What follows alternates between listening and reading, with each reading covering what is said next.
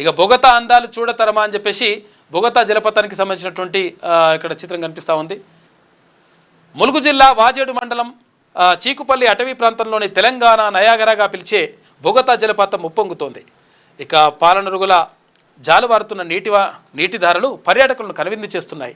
3 రోజులుగా కురుస్తున్న భారీ వర్షాల కారణంగా ఎగువ నుంచి వస్తున్న వరదతో జలపాతం పరవళ్లు తొక్కుతోంది.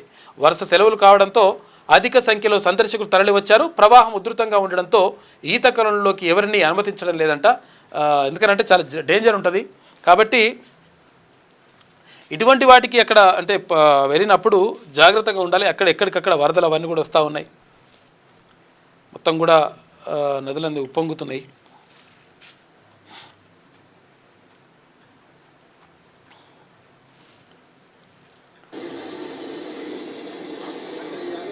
ఇది బొగతా కాదు కానీ జలపాతాలన్నీ బాగా ఇట్లా ఇలా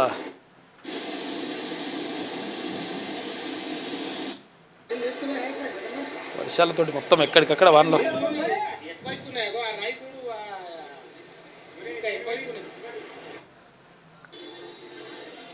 కొన్ని చోట్లేమో మునిగిపోతుంటే కొన్ని చోట్ల ఇక్కడ జలపాతాలు కనిపిస్తున్నాయి.